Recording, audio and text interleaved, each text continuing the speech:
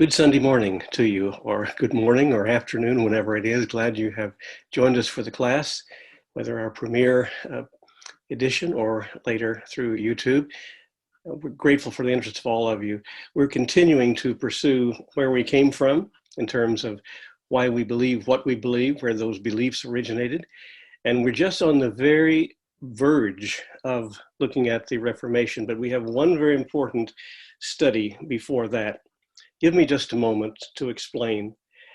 When I was doing my graduate work, I worked with a gentleman, a scholar, who was probably one of the best in the world, I think, for Erasmian studies. He had been the chairman of the Toronto Commission, which translated the copious works of Erasmus from Latin into English. And he had asked me to work with him in both my master's work and my doctoral work. As a matter of fact, the University of Kansas, from which I got my doctorate, did not have anyone qualified as Dr. Kelly Sowards. So they hired him on the faculty just to work with me, and that was an interesting development. But the point is, through the course of many years, off and on, I would say almost 20 years off and on, I didn't work consistently, but I studied Erasmus. Now, I took Dr. Sowards' Reformation class. I think that was the first class I took with him, and I was blown away, because when he explained how Luther had come to understand the doctrine of justification by faith, forensic justification, which we'll look at, Lord willing, next week, that changed my life. But of course, Dr. Sowards was primarily an Erasmian scholar, so he directed me toward Erasmian studies in both my thesis and my doctoral dissertation.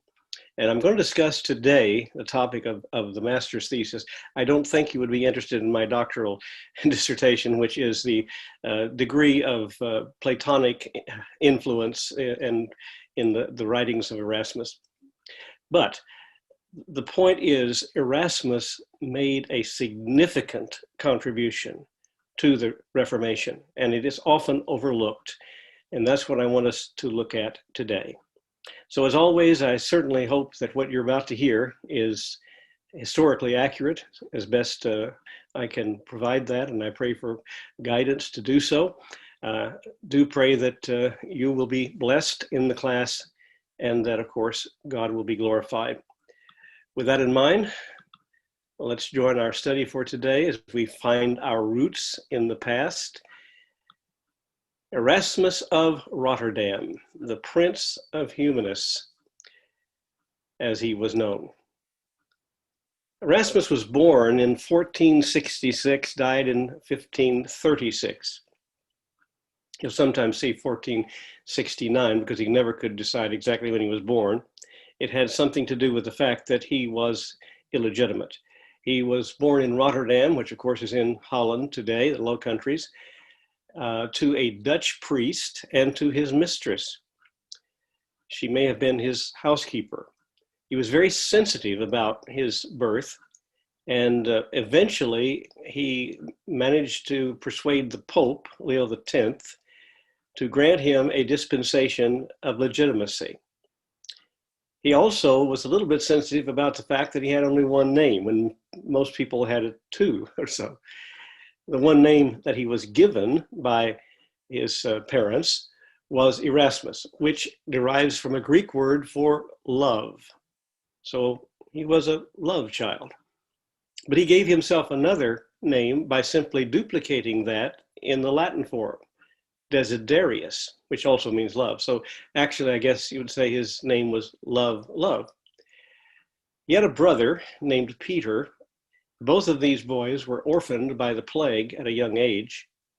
And we note that Erasmus was brought up in an Augustinian monastery at Stein in the Low Countries. That, of course, was one of the blessings of the monastic movement, that they would take in orphans and they would educate them, care for them. And he seems to have been well cared for at Stein. Subsequently, he was educated at Deventer. He probably had tutors from the Brethren of the Common Life, which we talked about last week. Now, he did take the vows. He did in fact become a priest. He never was a functioning priest. He never was a functioning monk. The reason he took those vows was it would give him access to libraries, to monastic libraries, particularly to the libraries of the Augustinians, although they may have had some arrangement by which he would have been allowed to visit other monasteries, other orders. He didn't think much of monasticism, though, as the way they practiced it. He made a statement one time, if ever a monk could have been saved by monkery, it would be I. After Deventer, he was able to matriculate at the University of Paris, which of course is the foremost university in Europe at this time. And you see here a drawing from around 1850 of the Collège Montaigu in the University of Paris. Of course, these universities are made up of smaller colleges, a number of colleges, each college oriented either toward a particular study or a particular nationality. This particular college, Montaigu at the University of Paris, was one that allowed poor students to come. The tuition was much lower for them there, and so it attracted those who didn't have as much money, such as Erasmus, and it was the same college that John Calvin attended, and as well as Ignatius Loyola, the founder of the Jesuits. He did receive a very good education there. And while still at the University of Paris, attracted to writing, publishing, and particularly to the classics, because he became a Renaissance scholar, a humanist scholar, very focused on the ancient Greeks and Romans. And so he published his first book, which is called the Adasia. It was a book of quotable quotes from classical Greek and Roman writers.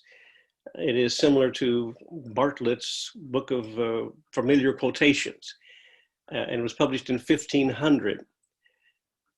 This is the last in a series of important reference books that were needed by and used by Renaissance scholars. You see, as if you're going to be a classical scholar, they didn't have computers and the internet then to look up your information, so you needed books that would provide you with the necessary information. And so the first of these books was published by Boccaccio from Florence. He published a book which was really a dictionary of geographical allusions in classical literature, geographical references in the writings of the Greeks and Romans. And through the years, other reference books had been produced, but there was one lacking, and that would be this book of quotable quotes. And as a writer was seeking some quotation on a particular subject, let us say he wants quotations on courage or love or dedication or patriotism or whatever. So he would simply look it up in the book, and he would find a number of quotations from different Greek and Roman scholars. So it was instantly a bestseller. It was much needed, much appreciated. It was a wonderful work. And suddenly, overnight, this young man at the University of Paris found himself probably the most sought after and most famous writer in Europe. And that does seem interesting that with one book that would happen, but it continues with any book. And from now on, when he publishes a book, people are just standing in line, as it were, to buy them. Now, as a writer, he wrote prolifically many, many works, but he didn't make money from them because there were no copyright laws at that time. And so it was possible for someone to pirate an edition. And so the money never seemed to find its way back to Erasmus. Consequently, he was always in need of funds. He didn't like teaching, he hated it, but he did teach in order to make money. He certainly didn't like having to seek money from patrons, but he did it because he had to. Only at the end of his life, when he worked with Johann Froben, which you see here on the third bullet point, at Basel, only then was he really on salary, so to speak, and living on his own. And he certainly enjoyed that time with Johann Froben. Now, when writers would put out a book, they would work with the printer. Printing press had just been invented. It was new, and it was a wonderful instrument for spreading whatever one wanted to publish. And of course, it was a tremendous blessing for the Reformation in that it spread the teachings of the Reformers and their commentaries far and wide. And it was accurate, because once you get the type set accurately, then every subsequent book that comes off the press is going to be the same. Very different from copyists in a monastery who could make a mistake very easily. So he also had published, besides Froben in Basel, he had worked with Aldus Manutius in Venice, the Aldine Press. That was the most prestigious press. And even today, those who collect books will tell you that an Aldine edition of a book is extremely valuable. Now, if you look at the last bullet point, he wrote in 3 categories. Now, the writings are just, as I said, very numerous. When I was doing work with Erasmus, I would need to consult the original sources, and I remember going to the library, and these bound volumes were huge. They were the size of newspapers when newspapers were big, and very heavy, very hard to handle even then. I don't think I could do it now. I remember carrying them to the table and looking at them. Very small print, of course, in Latin. But you divide it up into 3 categories. Remember, he's a Renaissance scholar, and because he's a Renaissance scholar, he's going to be interested in classical studies. A good example of that would be the Adagia, the book of quotable quotes, which he revised and expanded for 4 times, 4 different editions of the Adagia, each more popular than the preceding one. He also, and we'll explain this in just a moment, he will also focus on Christian studies. An example of that would be the Enchiridion Milicis Christiani. And thirdly, he is going to write satire, all of which, or at least most of which, is going to point out the corruption in the church. Best example of that, Praise of Folly. Again, we'll talk about that in a moment. While he was still at the University of Paris, he had made friends with William Blount, Lord Mountjoy. And in 1499, William Blount invited Erasmus, his friend, to come home with him to London and spend the spring break. And he went, and he found that a delightful experience, all except the food. He complained bitterly about how terrible the food was. And remember, he was at this point pursuing classical studies as a humanist. However, William Blount introduced him to Sir Thomas More. And Sir Thomas More invited him to join the sessions at his house in Chelsea, sessions of Christian humanists. They had a little club where they would meet together and discuss how to proceed with particularly Christian studies, developing and producing Christian texts and commentaries. And they were advancing Christian knowledge.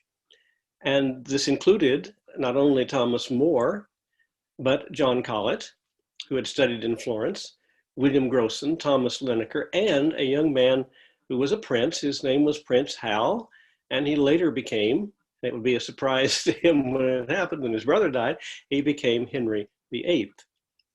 Now, what happened in England at the home of Thomas More at Chelsea, in that humanist circle there, was a change in focus for Erasmus. He was so fascinated and so interested in Christian studies that thereafter that became the prime focus of his life and of his work. Now, Colet was very impressed with Erasmus. Even though a young man, he was well educated. He certainly was an expert in Latin. And Colet had invited him to stay in London and lecture with him at the University of Oxford. Now, that must be quite an honor, but Erasmus refused to do that. He said, I'm not going to teach the Bible until I can do so in the original languages, and I don't know Greek. He is probably was one of the best scholars in Latin in the world, and I think even to this day, but he didn't know Greek, and he had a terrible time learning Greek. He had to spend several years teaching himself Greek. As a matter of fact, about 10 years. And when he did, he will publish the Greek New Testament text of 1516. And going back again to my own experiences with Dr. Kelly Sowards, I remember the day that Dr. Sowards and I were talking about a master's thesis, and he said, David, I know you're interested in theology. And I said, yes. And he said, let me suggest to you that you investigate the connection between Erasmus' discovery of Lorenzo Valla's notes on the New Testament and his own publishing of the Greek New Testament text. And so I did. And here's the story. Erasmus would always go to monasteries because they had the libraries. And he would prowl around in these libraries looking for anything that would be of importance in his study of classics. And now, of course, of early Christian literature. So while he was going through a monastery in the Low Countries, the Premonstrantinian monastery there, he found a manuscript written by Lorenzo Valla, Adnotations on the New Testament, Notes on the New Testament, which had never been published. It was just the manuscript. And he was quite curious, and he read it. And when he did, he found that Lorenzo Valla was very critical of the Vulgate, which was the official church Bible at that time. It was Jerome's 4th century translation of the Bible into Latin, both Greek and Hebrew. Now, Valla himself, you see his dates, 1407 to 1457. Valla was a Renaissance scholar, lived in Florence. He is the one who discovered that the donation of Constantine was an out-and-out forgery. I remember that the donation of Constantine purported that it was the first Christian emperor who had given the land around Rome and Ravenna to the Pope and thus constituted the Papal States. That was not true. It was Pepin who did that several hundred years later. So it was a forgery. And Valla also wrote commentaries on the New Testament, as you can see, and other manuscripts related to the Bible. But what Valla said in his comments in this Notes on the New Testament was the fact that he found that the Vulgate was very inaccurate because the texts from which Jerome translated the Vulgate were corrupt. They were not accurate. And hence there were many mistakes in the Vulgate. And thus Erasmus wondered about this. Could he possibly produce an accurate text? Now, in the meantime, he decided to clean up this unpublished manuscript, which he did, edit it, and he published it in 1505. But at the same time, he began pursuing the production of an accurate Greek New Testament text. And he worked for 10 years on it at the same time that he is perfecting his knowledge of Greek. And at the same time, because this is the Vulgate and that was written by Jerome, he decided to do a critical edition of Jerome. And actually, in one respect, he was more focused on that than even the New Testament text, but they seem to be produced simultaneously. The New Testament text was finished in 1516 and was dedicated to Pope Leo X. Now, at this point, we can just say, here is the greatest contribution that Erasmus made to the Reformation. That is, giving to the reformers an accurate Greek New Testament text. This is the text used by Martin Luther to translate the Bible into German. As you know, he did that, and that was a part of what caused him to be condemned by the Roman Church. William Tyndale used this Greek text to produce the English Bible. And in 1611, the translators of the King James Bible used the 3rd edition of this New Testament text to produce the Bible that became so very popular and known as the Authorized Version. Now, the text itself is known as the Textus Receptus, the received text, the accepted text, and it was the only accepted text for hundreds of years. Now, Erasmus had at his disposal a number of Greek texts. These texts were far better than the texts that Jerome had at his disposal in the 4th century. They form what is known as the Byzantine tradition of texts. However, Erasmus has come under criticism in recent years because he did not use the 2 manuscripts that were complete, relatively complete, and were in fact earlier than the text that he used. Conclusion being that the later texts are more accurate. By later texts, I mean earlier texts, excuse me. The earlier texts would be the Vatican manuscript, which is a 4th century manuscript that Jerome did not use, and the Mount Sinai manuscript that was only discovered in the 19th century at the monastery of St. Catherine at Mount Sinai. These 2 are the texts that are used today and have been for a number of years to produce the later editions, like the English version, standard version we use, a New American Standard, and the Old American Standard, and so forth. And many of the scholars today will be very critical of Erasmus' text because he is using later texts. So you can make an argument that the texts we have and the Bibles we have today are more accurate. However, there's another argument in Erasmus' defense. The Byzantine tradition of texts, though they were in fact later than the Vatican and Mount Sinai, the tradition is based on texts that they're no longer extant, but we know that they're based on texts that were earlier.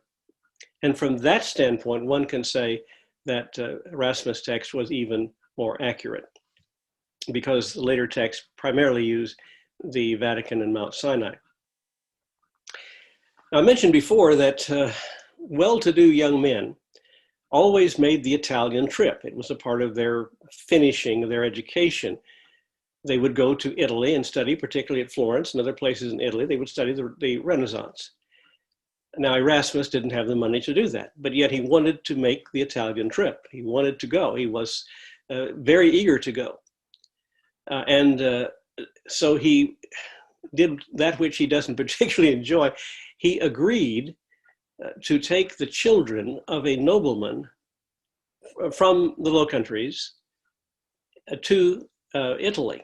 And on the way, he would be teaching them Latin. He would, I assume, deliver those children to someone in the family or someone who would look after them when they got to Italy. And of course, he would be paid, the nobleman would pay for his trip to Italy. Well, he did that. And when he got to Italy, he found his reputation had preceded him. He was hailed as a literary hero. Everybody sought him. He was extremely popular.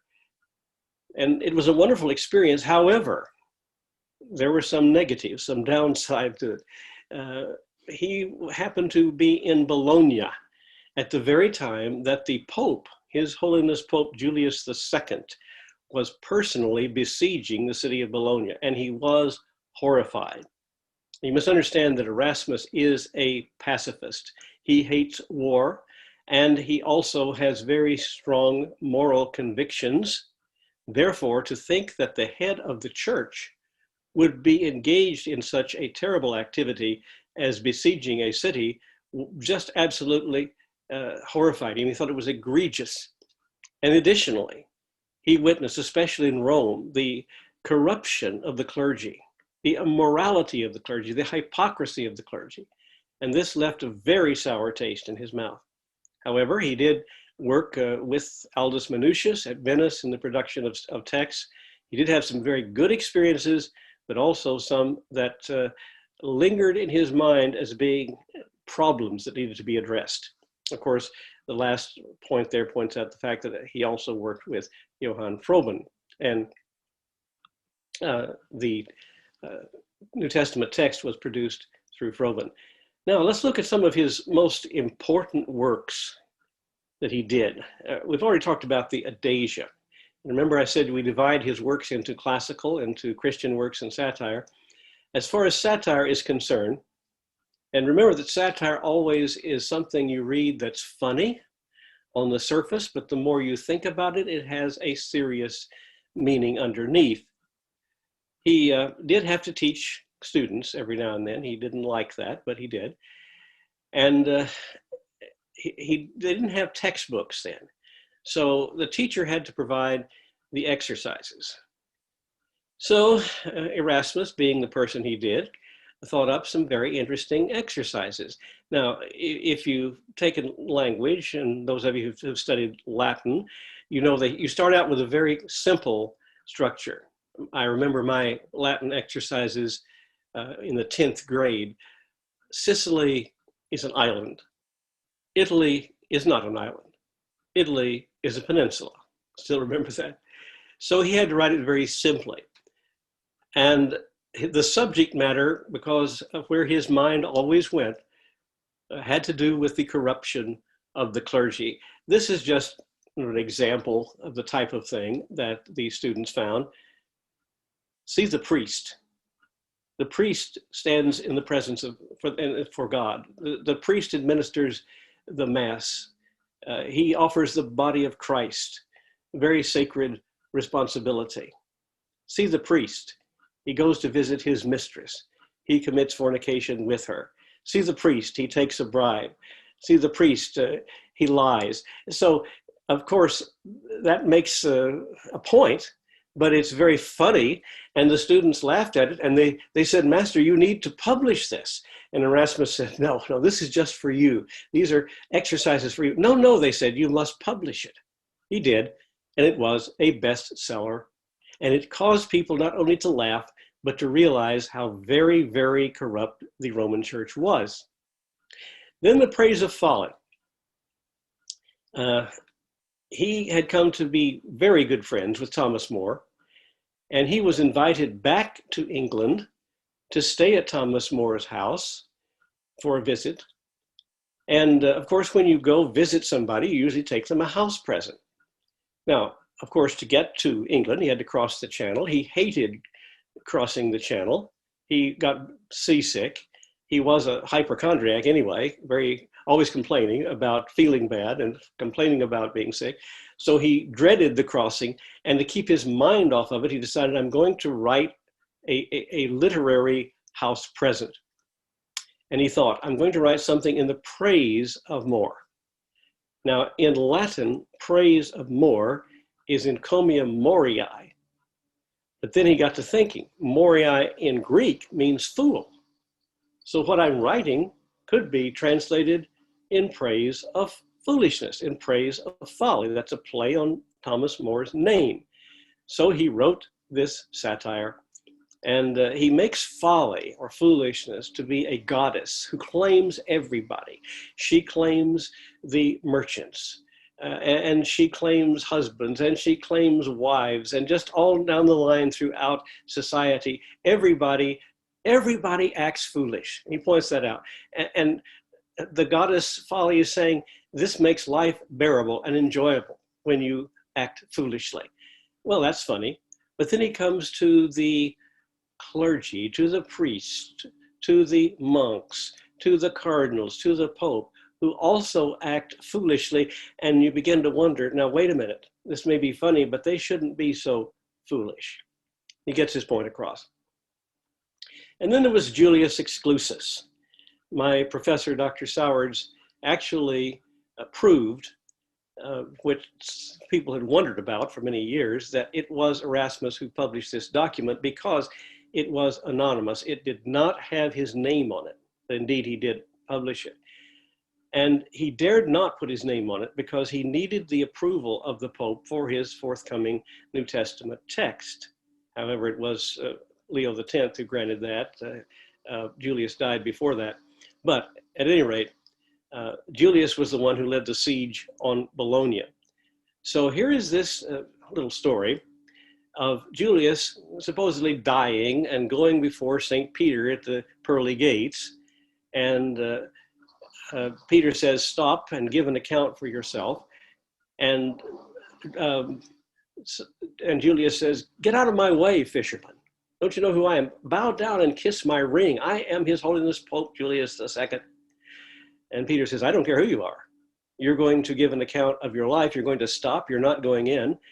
And of course, Peter points out all of the terrible things that Julius had done and told him he was going to hell. Well, it's funny. He didn't want Julius to find out he wrote it, but it's a very interesting satire on the corruption of the church. Now, with Christian works, of course, the most important will be the New Testament text, but also Erasmus did critical editions of most of the fathers. I think we've seen in this study how important the early church fathers were, but there needed to be, in order to study them accurately, there needed to be accurate texts that scholars should go back and examine all the texts to determine which text most accurately represented what these fathers wrote originally, because of course the autographs were no longer available. So he produced critical editions of nearly all of them. Then the argument for peace, for an apokos. As I said, Erasmus was a pacifist. He hated war. So he makes an argument for living peacefully and avoiding war. And then the Enchiridion Milicis Christiani, very interesting book. There was a lady who knew Erasmus who came to him with a request. She said, my husband is crude, vulgar, abusive. He is hardly any Christian in his behavior. He is arrogant. He uses bad language and so forth and so forth. Could you write something that would help him to see the error of his ways and to live a more Christ-like life? So Erasmus agreed, and with his typical humor, he decided to write the Enchiridion Milicis Christianity, which is translated the handbook of the Christian soldier. But in reality, Enchiridion, there's a word for hand in there, is a dagger that one holds in his hand.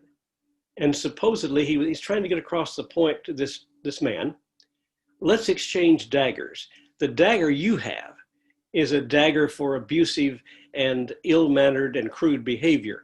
I want to hand you a dagger for a soldier who is truly a Christian, for one who would represent Christ. Let's exchange daggers. And there's a tradition that they actually did meet with that purpose. We don't know whether it's true or not. But he gives him this dagger to use instead of the behavior that he was using to advance his behavior. Well, we don't know what happened, but that book becomes extremely important because it sets forth the life of a Christian, the pious, godly, peaceful life that a Christian should live in accordance with the teaching of Christ. But there was a terrible conflict that occurred between him and Martin Luther. Luther, of course, nailed the 95 Theses to the church door in 1517. And when he first came out with those theses and he began to teach what he did, and we'll look at that, Lord willing, more in detail next week, Erasmus was delighted and he supported Luther and he let that be known. Of course, with his typical humor, he said, well, it looks like Luther has done two things that are very terrible. This is in humor, of course. He attacked the crown of the Pope and the bellies of the monks. And he also said, rather seriously, if they, meaning the church, if they stop him, there will be no end to their arrogance. So he supported Luther until he sensed that Luther held predestinarian views. Now, both Luther and Erasmus were Augustinians, so it's no wonder, but Erasmus, as we'll see in a moment, went a different direction on the subject of predestination. So he decided to write a document, which he called the Diatribe on Free Will, to smoke out Luther, to get him to come out and say openly, yes, I believe in predestination. Well, he published it. In the book, he says, free will is the ability of man to, on his own, pursue the ways that result in salvation or turn from them. And he also says, and this is interesting, it almost seems to contradict, he said, however, grace is necessary for a person to begin to continue or finish any good work. Well, it seems that Erasmus had a little bit of a problem with it himself, but Luther went some time before responding, and then in 1525, he published On the Bondage of the Will, says to Erasmus, you thought you had me, you thought I couldn't answer your arguments, but I have another, you have another thought coming here because I am going to answer you. And he set forth the most strident, open, complete explanation of the argument for predestination, based, of course, on the fall of man and the fact that the will of man, due to the fact of sin, cannot possibly choose God in such a condition. God must be the one to act first, and he acts according to his eternal purpose. Well, that, of course, separated Luther and Erasmus. And it was a sad thing because Erasmus never got over that. He would have preferred to remain a friend of Luther's, because they both agreed on the corruption of the church and trying to do something to reform it. And during this period of time, from this point until Erasmus' death, both sides wanted Erasmus and urged him to join them. For instance, Ulrich von Hutten, who had become a Lutheran, a follower of the Reformation, Ulrich von Hutten, who knew Erasmus, urged him to really break with the Roman Church and stand with Luther and the Reformers. On the other hand, Martin van Dorp, who was a friend of Erasmus, who was a Catholic and a very strong Catholic, said, come out and stop criticizing the church and stand with the Pope. Well, Erasmus, though he remained a Catholic, said, I am a heretic to both camps. I'm a heretic to both camps. I cannot endorse either position. And he maintained a middle ground that was increasingly shrinking and finally gave way. And finally, there's a situation where people either have to choose to follow the Pope without any reservation, or to embrace the Protestant beliefs. Now, most of the humanists remain Catholics. However, and this is an important thing to note, all of the early reformers except Luther, the prominent early magisterial reformers, all of them were humanists originally, except Luther. Luther was not, but Calvin and Bucer and Zwingli and Melanchthon and Beza, all of these people, they were humanists, and there was a lasting effect on them. But the Christian humanists themselves, apart from the Reformation, had a reform program. This is Erasmus' program. They want to see the church reformed. They want to restore the purity of the early church. And they want to do so by means of education. If you're going to restore the purity of the church, study the Bible, study the fathers. That becomes the primary source. That becomes the core curriculum of the educational program. And when people are educated, not in just the Bible, but in other subjects as well, but the Bible and the fathers being the core, when people are educated thus, they will turn away from corruption. This is the way that it will be solved and the situation will be corrected. And they maintain continually throughout the process a strident criticism of the corruption and the hypocrisy of the church. What about Erasmus' personal views? Well, he was not, and as Dr. Sowers would say, a twice born person. He meant by that, he didn't have an experience such as Luther did. And thus he didn't quite understand the position of Luther. Well, other scholars have pointed out, and I think rightly, that Erasmus was much more of a philologist. That means a lover of words, of language. He was a literary man, much more of a philologist than a philosopher, a lover of wisdom, or a theologian who is studying God. So he doesn't enter into the arena of being a competent theologian or really a philosopher. The presuppositions of Erasmus and of most of the Christian humanists were these: that man is basically good. God made man in his own image, and God would never send his perfect creation to hell. So the problem is not sin. Also, Erasmus saw God as the perfect man, which meant he saw God as very close. And so man and God are not alienated. Whereas Luther sees God as remote, alienated by sin. And that distance can only be bridged by justification. Erasmus believes in free will, of course. And he believes that man's problem is not sin, but ignorance. And therefore, if man can be properly educated, he can be perfected. So he believes in the perfectibility of man.